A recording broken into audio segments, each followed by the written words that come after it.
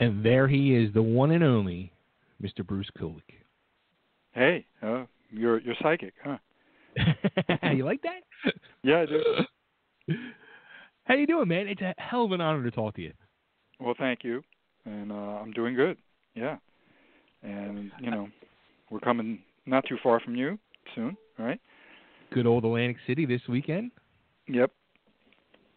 And that's a good venue, by the way, the Tropicana. We've played it a few times already, so it's it's not exactly a New York gig, but a lot of people, Atlantic City still is way to go, right? And I know it's a lot of people have a good time there, so we're looking forward to the gig. It's kind of scary, actually. When I was looking up and I was seeing you guys were playing actually at the Tropicana, I was thinking to myself, wow, the last time I was at the Tropicana to see somebody, I saw Casey and the Sunshine Band. Yep. Well, they actually do some of the gigs at some of the festival type city festivals and fairs that we do. So I'm not surprised, But it's a great thing to be a part of this whole classic rock.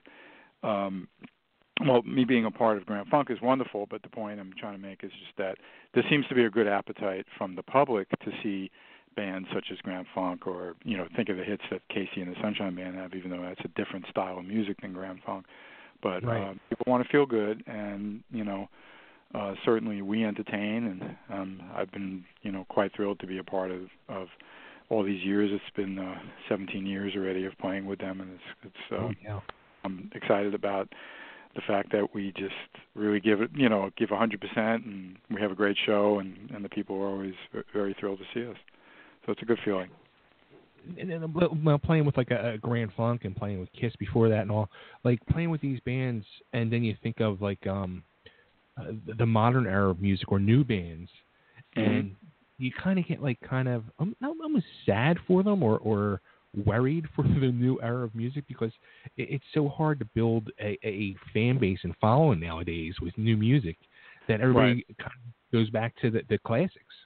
Yeah, I mean, we can talk for hours about what's going on in the music business, and it's so confusing because it's so different. And it's true that because people don't really buy music the way they used to do that, and the way the internet and YouTube and streaming services have all affected the diet of how music is enjoyed by the masses. It's kind of odd. So, of course, and each generation wants their own kind of music anyway, or band. And then, of course, at times they stretch out and they discover something. I love it when I see young kids wearing Zeppelin or Beatle or KISS T-shirts. It's always a lot of fun, to see. I've met some young Grand Funk fans, and I'm trying to figure out, who exposed them to that. You know what I mean? But, yeah, I'm not that worried about, like what the current artists that are hot now will be doing in 20 years, but I am aware that I'm in a nice niche that people love talking about, classic rock like Grand Funk, and KISS seems to just be untouchable in the sense of popularity or discussion at least, and the interest in the band, and that's all ears too, not just make up a version of them. So it's quite flattering for me. As a matter of fact, I mean, I'm a longtime KISS fan. Actually, my second concert I ever saw was you Animalized tour with KISS at Philly Spectrum with Queensryche. But this whole the KISS Cruise thing, it popped up one day on YouTube, one of the videos, of course, and it was actually one of my favorite songs from your era, Who Wants to Be Lonely, and I watched it and I was like, holy crap. And then I found the whole set on there, and I still, at least once a week, I go back and watch like the whole set. It was just so good. Apparently those YouTubes are getting a lot of action, which is pretty exciting to think. That's what made me reach out to you. I'm like, I got to talk to Bruce about this, because now, curiosity killed me. Like, I mean, when you guys were doing it on stage, you're on the stage, you're on the cruise, did you guys realize how magical it was as it was happening? Certainly I was very aware of the impact that it could make, but in the moment I was just trying to, do my best, and, we didn't get to rehearse a lot, though when we did rehearse we all went home within a week we had tapes of what we did, so everybody individually kind of practiced that way, so that's why it was quite impressive to just come together and have it come off as well as it did.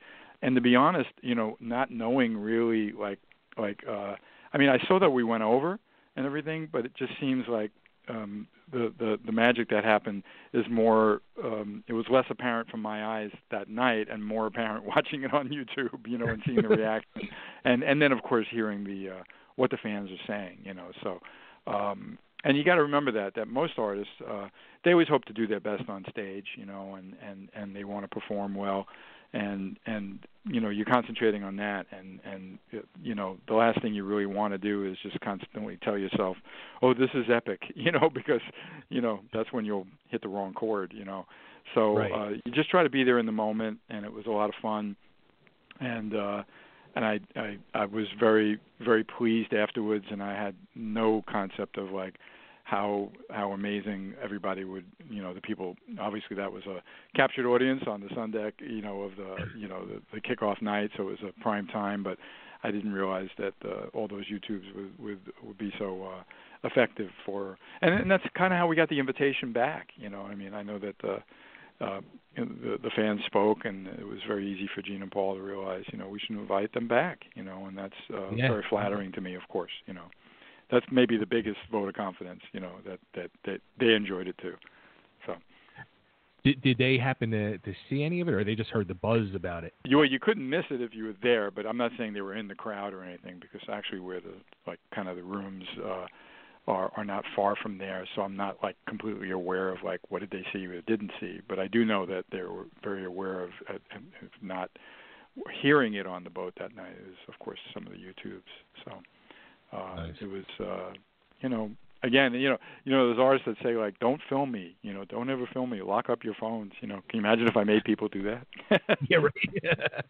That wouldn't have worked in our favor, for not at Bob all. and I to show off. So, in that way, even though it's a little spooky when people, shove the smartphone in your face and you realize anything you say, do, or if I drop a guitar pick, there you go, that'll be on, but you get what I mean.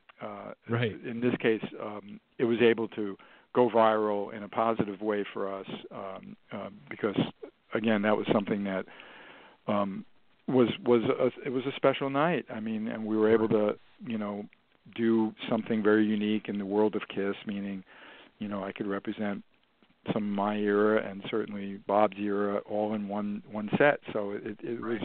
The ingredients were quite tasteful, and I guess we had a good meal up there, Now, is that the first time you and Bob got to do something like that with KISS music? We jammed one time. That's that guy who does the KISS Indie Expo, and we did some songs. And I got to think it's been at least 5 years ago, Okay. And it was well received, but it wasn't like we went, into a full set of songs, Right. And actually, we're supposed to do that again for the guy in Indianapolis. And Ace Frehley's going to be there, and he's got all the guys from Frehley's Comet there. Oh, and nice. Eric Singer is going to be there, and it's his birthday weekend. So there's a really big cool. Indie Expo coming up in May 12th and 13th that shouldn't be missed. Okay, if you're a KISS fan, and I'm sure it's going to sell out, but it's going to be quite interesting. Nice. Now, how about when you guys were presented to do this, did you immediately think of Brent on drums and then he brought Todd in? Is that how that whole connection worked, or? It was kind of organic, really. In the beginning, Bob and I were kind of booked to do the panel because it was called KISS World, and the panel was going to feature myself and my brother and Lydia Chris and John Hart, a bodyguard that did a couple of different tours, even one with me. And then Michael James Jackson, who's been very mysterious producer of some really important albums like Creatures of the Night and all. And then, of course, they did want to include in the invitation for us to play at least with the house band. And it was more Bob and I that looked at that going we'd rather do a real set, kind of thing. And my brother really went very aggressive about it with the six-man people. And my wish list was also the same as Bob. If we can get Brent, Fitz, and Todd Kearns to join us, we know we could put together a really strong set. So instead of just like telling the house band's terrific, but like to tell them, here, learn these songs, it's not the same, Yeah. And the house band understood that too. They particularly didn't want the burden of it when we could have, as soon as they approved that Brent and Todd could be involved, then we took the bull by the horn and just, started discussing the set and getting together for rehearsal and all that.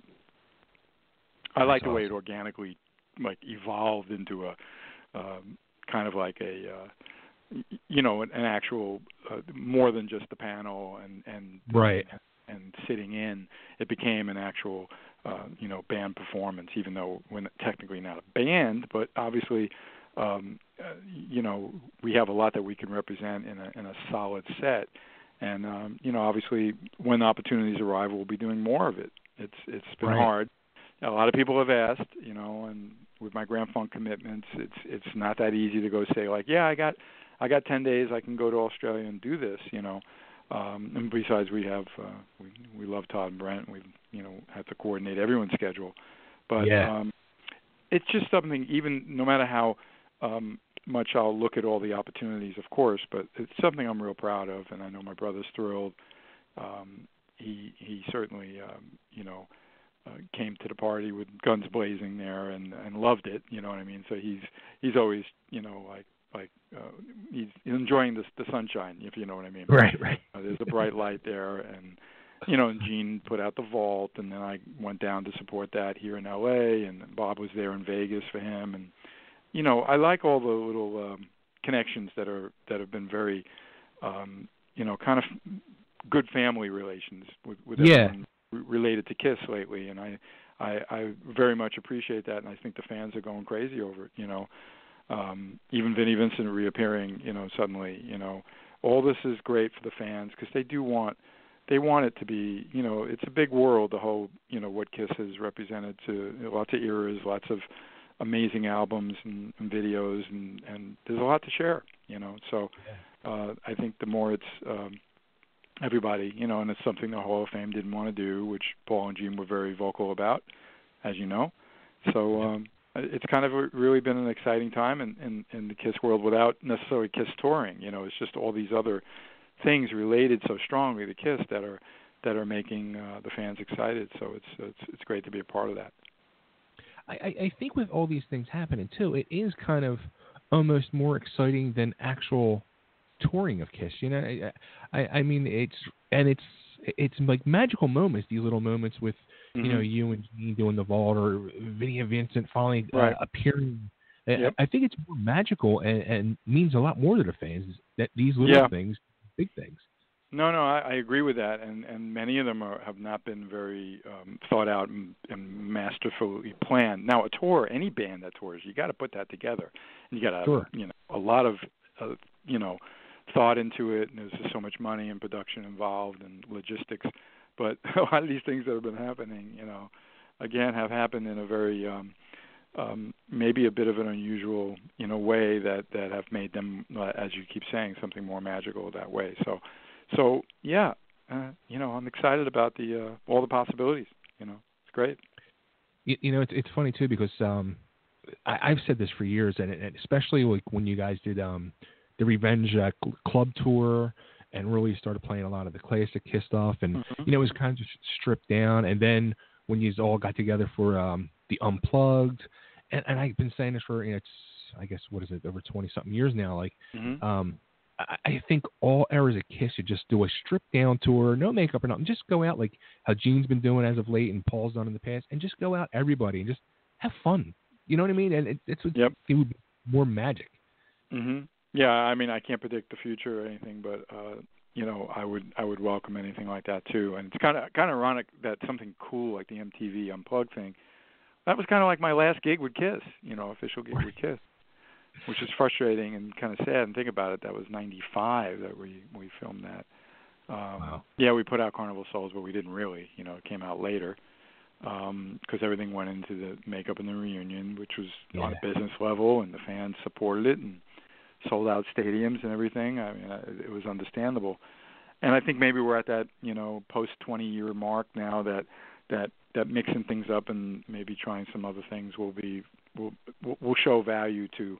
I know that the fans are buzzing about it also. So I think Gene and Paul see some of this as well. That's very clear to me. They wouldn't have invited us on the cruise. I mean, even having Ace on the cruise is like, what? This is great. You know, I mean, the first thing Ace said to me when I got to the vault, I'm doing the cruise. I said, that's great.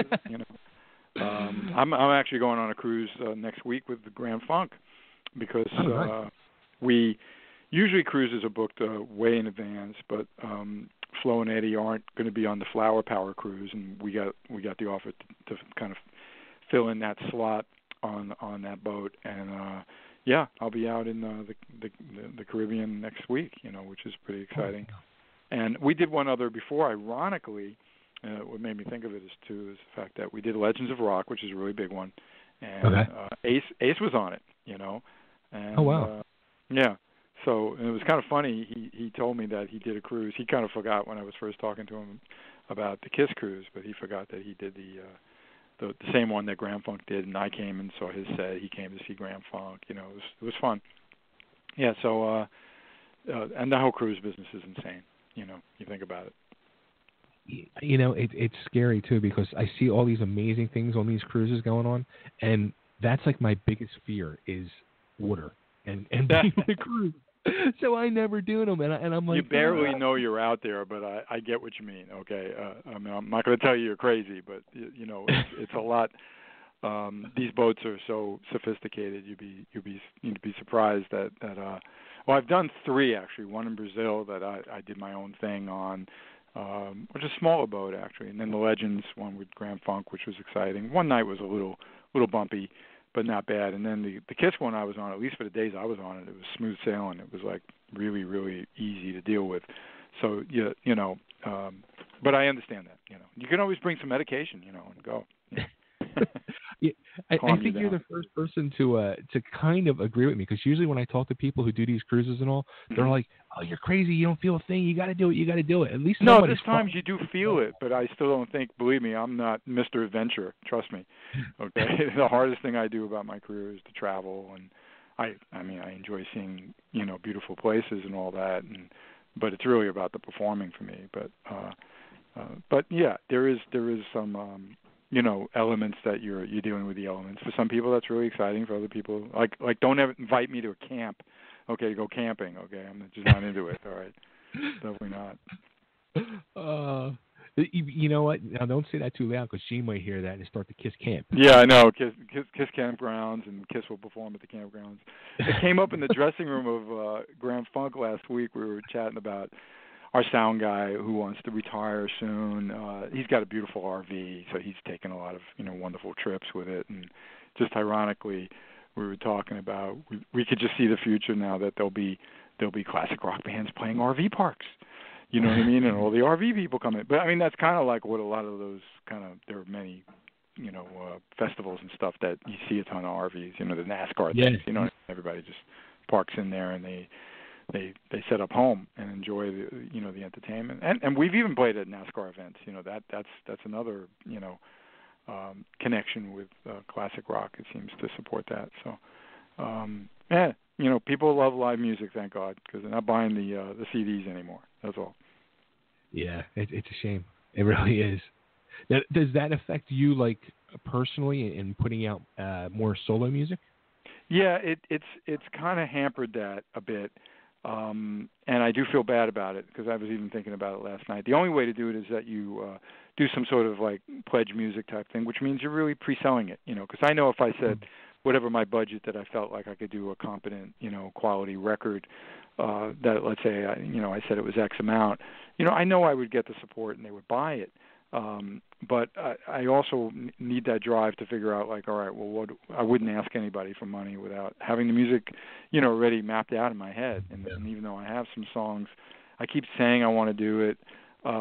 Every year, new things kind of present themselves to you that are career related. I've noticed that people I've been very shy about, kind of offering items that are related to me. Just because I wasn't really being aggressive about it. I mean, I did my 3 solo records, and I haven't done anything since then. All right, I released a single with my wife, but my own thing I hadn't done. Okay. But then last year I realized, Crazy Nights 30th anniversary. This is great. I'm going to offer mini guitars of the yellow ESP that I held on the back of the album, and they sold out, in 2 days. And then I even made a short run from, ESP that I offered. It didn't come from ESP. I bought them from them, Okay.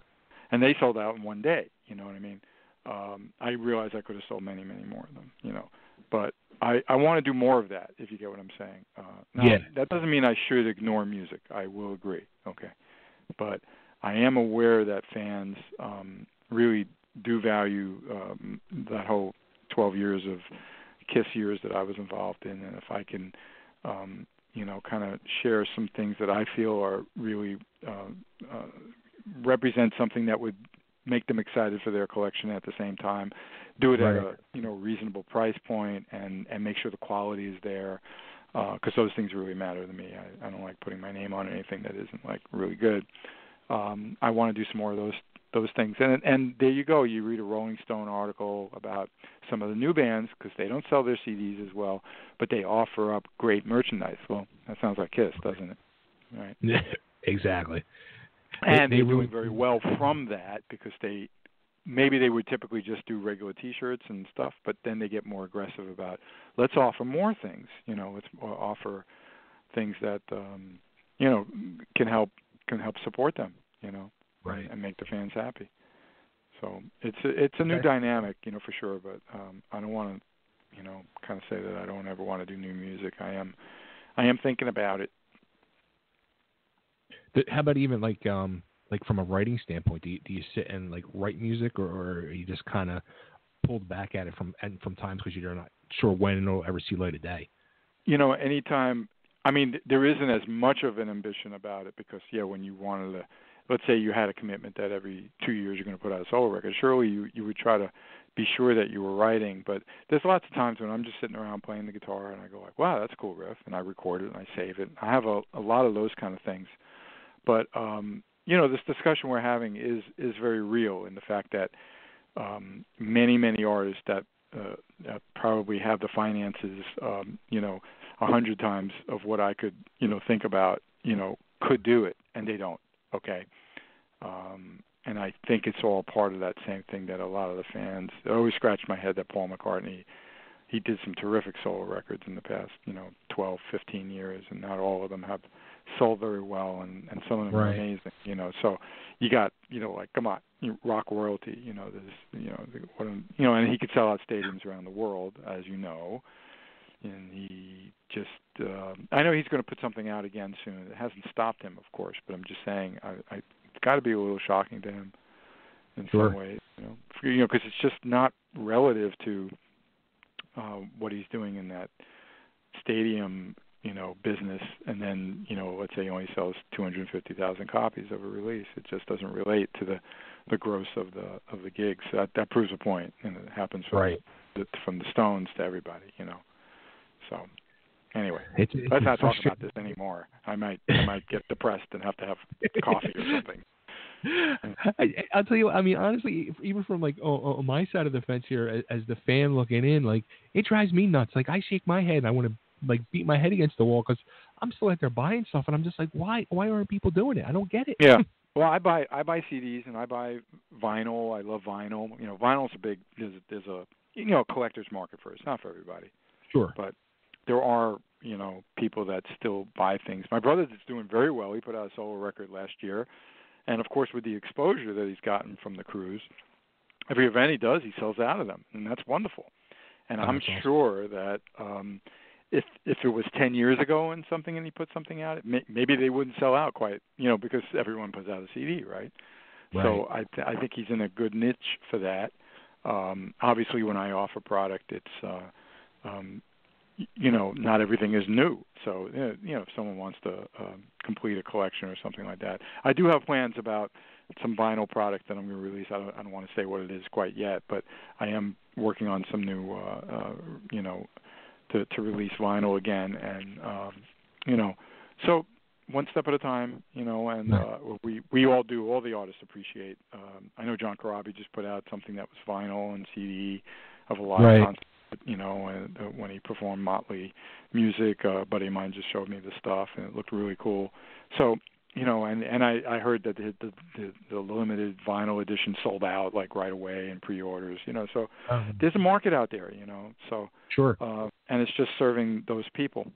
So you will be taken care of. Okay.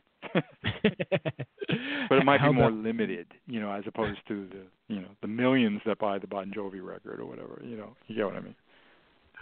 Would you join the other ranks of the guys in KISS and write an autobiography? I'd love to write a book, and my book would be more really about everything that I accomplished through the years of my whole life, not only the KISS years. And I keep. In fact, I'm glad you brought it up because I could ask Bob. My brother did. Last year, I know he was working pretty hard on doing something with a book, but I haven't heard him talk about it much. And I keep going like, well, I don't want to like kind of, compete with him or anything. And he's got a fascinating story, so I should ask him again. What's going on with your book? Because people are asking me about mine. And I said it on the cruise. It came up during the panel. I said, well, I'm kind of waiting for my brother to put out his, and then, you know what I'm saying, Right. So it isn't something I've, that's off my radar. It's just, in some ways, my story is still being written, because new exciting things keep coming. Yes, they do. Now, how about like, did you ever think to yourself, like back when, earlier in your career working with Michael Bolton, like the musical direction he went in, was it kind of shocking to you at all, like that he ended up with the softer side of music? No, Michael was always very talented, very driven, very ambitious, and he was a good writer. He was never really, he starts out loving the blues, then doing like kind of more R&B, then getting more rock, then getting more hard rock, and then pulling back completely and just wanting to write songs. And since he's a good songwriter anyway, besides being a terrific singer, he was able to find and play some songs with some hit artists.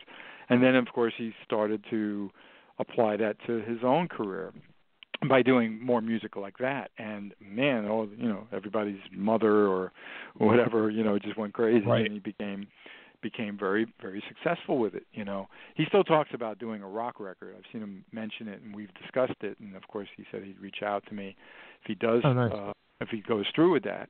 But he plays a lot of the same, casinos and things. Whenever I see the photo on the wall, I'll grab a shot and share it with him, and we laugh. But no, I wasn't surprised. It was a good move. He loves that music. And then, think about his career, as crazy as it's been. He dabbled in doing Pavarotti kind of stuff and getting involved with that. And he's dabbled in a lot of different things. And then he finally got a sense of humor about his career, and it just made it more fascinating because people love it when he's done those kind of like crazy, goofy things where he's out of character in a sense, or making fun of his own character. So I got a lot of respect for the guy. He's very, very driven, very bright, very talented. That's awesome. Now here's an idea too. I was thinking of, there's a lot of these like guitarist tours. Like there's the G3 one that's going around. Actually, I think right now they're doing a. How about a K3? Yourself, Ace, and Vinnie Vincent. Now that he's back from the missing. wait, but what's the? Oh, you mean KISS 3? Yeah. Right. Yeah, that's funny. I have no idea. Something like that. I'll have to run that by my manager. Look, I don't rule out anything. There's been always lots of very interesting things that people present to me, and outside of, since Grand Funk can take up, we do 40 to 50 gigs a year. And you can imagine how much travel that is, although that can happen in any month. We don't go on tour like, KISS or a big band that, gets the, 5 trucks, 8 trucks, and out they go for 2 months or 3 months. But it's always a challenge for me to figure out, how to schedule anything else. So that's why I only take little trips of things. And something like that deserves a little more than a little trip. So. But who knows? Right. That's a great idea for the future. It's interesting. Do you like that? The way you work with the Grand Funk now. With I guess basically you do like weekend shots. Do you like it better that way? I do love being home. So as much as we work, I live on the West Coast and we do too much on the East Coast. So man, my ass gets tired on the planes. But yeah, I do prefer that than getting on a bus or doing a large tour where you're really away from home for months on end. I do see a lot of value in this, and many bands do it this way. They're called fly dates, And then you have Backline. We have the pleasure of a wonderful Backline company from Indianapolis, who also has a Vegas location, so they can have a truck and our equipment along with what they rent out, which would be the same as what I own. Certain Marshall amps and stuff, anywhere we need it to be, so it works, because it just, you got to remember the bands that when you're out for like 2-3 months, you got to work like 4 or 5 times a week at least, Yeah. and that's not as easy, and certainly people love a Friday night or a Saturday night. It's always odd to me when Grand Funk picks up a Thursday or a Tuesday because of a corporate gig or something like that, but you do what you do, so. But that whole element of being able to fly and then be home for 4 or 5 days, I like it. I have a big run coming up only because the cruise obviously takes up time. You know what I mean? Sure. But in general, I know my wife certainly appreciates it, and so does my mom. So I do like to be able to come back home and get back to the things you enjoy in your home. So. Yeah, because I think it was just last weekend you guys were out back this way again. Anyway. You were in the Poconos. Yeah, and then... yeah. No, I mean, if you look at a schedule, there's a lot of back and forth, is what we do. And it's always funny. You chat to somebody on the plane, so where's your next gig? And I go like, well, actually, next week it's in New Jersey, and I'm just leaving Pennsylvania. You know what I'm saying? But what are you going to do? Stay there for 5 days? You're not going to do that. You got to go home. I've had trips where, I sometimes only have a day turnaround, and I'll do that if it makes sense with the schedule. But a working musician, it's not easy. The wear and tear of the travel is tough. But it's if you're making a living doing what you love, you're very fortunate. So I know all the players that do what I do really are aware of that. Otherwise, they would go crazy and just be in a mental institution already. Yeah. Cool. So this Saturday night, Bruce and Grand Funk, they return back here to the Philadelphia area. They're going to be in Atlantic City at the Tropicana, which is one of my favorite casinos. Of course, they also have a Hooters in there, so I enjoy Hooters. Oh, I didn't know that. Oh, interesting. That could be my my after-hour thing. Yeah. I always have a lot of friends come to that show, people I know from the New York area. And it's a good venue. It's a really great room. I think there's a lot of history there. So if you're in the area, you should come out tonight. I have no idea, if it's sold out or not, but just call the casino, check it out, and you'll enjoy the show. I know that's a great room. We're looking forward to the gig. Absolutely. Well, Bruce, I want to thank you for taking time out and doing this. It was, like I said, an honor to talk to you.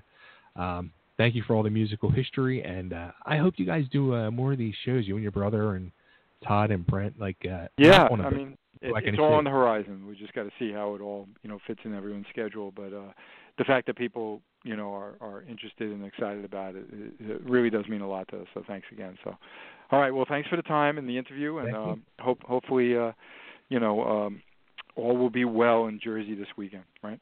Absolutely. If I can just get you kind of an ID too before I let you go. Sure. Bruce Kulick, and you're listening to Totally Driven Radio. Hi, this is Bruce Kulick, and you're listening to Totally Driven Radio. Let me do it again. Hi, this is Bruce Kulick, and you're listening to Totally Driven Radio, because I am driven by my guitar. That's a little known fact. There you go. Awesome. Bruce, thank you so much again, man. All right. Take care. Good luck with everything. All right. You be well. Bye-bye. Bye.